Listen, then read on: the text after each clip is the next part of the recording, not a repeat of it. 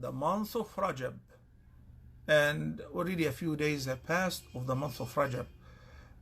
What is so special about the month of Rajab, and particularly the celebrations on the 27th and the fasting of the first day and a special dua or a special umrah during the month of Rajab? My dear beloved brothers and sisters, where do we get our informations from? What is the source of our religious informations pertaining to do's and do not do's? This. And by the way, what do you see? The writing is what?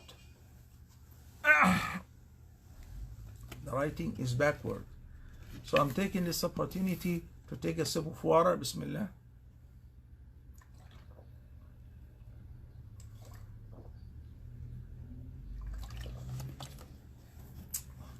I said let me drink, by the way, because when I drink, whenever I'm going live, a lot of people, they object and they say, Sheikh, you're drinking with your left hand. I appreciate your keenness to remind everyone, drinking with the right hand, eating with the right hand is a must. Okay, it's not just the sunnah. And eating with the left hand or drinking with the left hand while you're capable to use the right hand is a sin. But because the camera mirrors the objects, the phone camera mirrors the objects, so you see the writing backward. Okay? Okay. Back to the question. What is the source of our informations about the deen? This book. And this book has been explained by the sayings of the Prophet sallallahu alaihi wasallam. Right? Yani the Quran and the Sunnah. And the Prophet sallallahu alaihi wasallam said in the hadith, I'm leaving for you a couple of things. So long as you hold fast to, as you're holding fast to, you shall never go astray. Those two things are the book of Allah and my sunnah.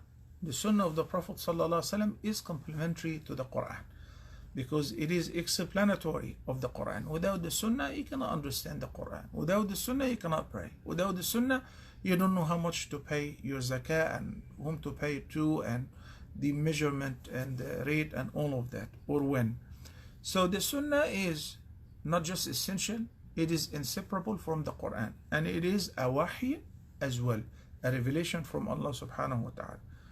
So let's fetch the sunnah and look for a hadith or an ayah in the Quran that says that fasting on the first day of Rajab is praiseworthy, or there is a special dua on the 27th of Rajab.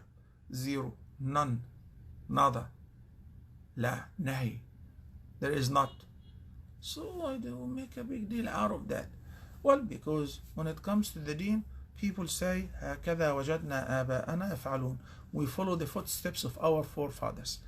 My grandmother used to say there is a special prayer on the 27th of Rajab, a special fasting on the first day of Rajab, or special umrah.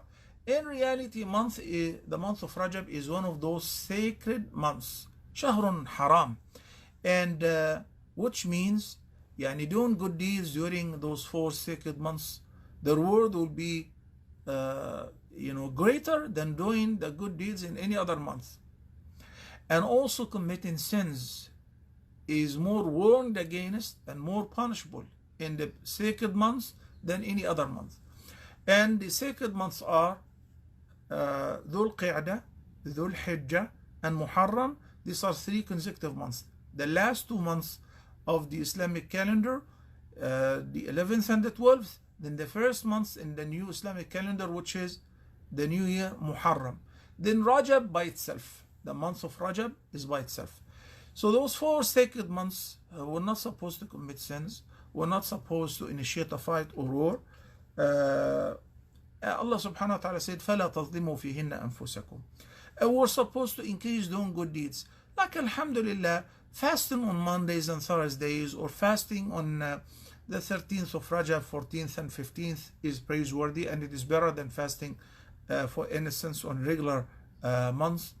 But there is no reference that there is a special prayer or a specific fasting on a day or a night of the month of Rajab. Is that clear? You know, I know on the 27th of Rajab, people make a big celebration and there is a special food. Why? They say that because of the commemoration of the remembrance of Al-Isra and Al-Mi'raj. Isra and Mi'raj has been confirmed by the Quran. And there is a whole surah called Surah Bani Israel or Surah Al-Isra.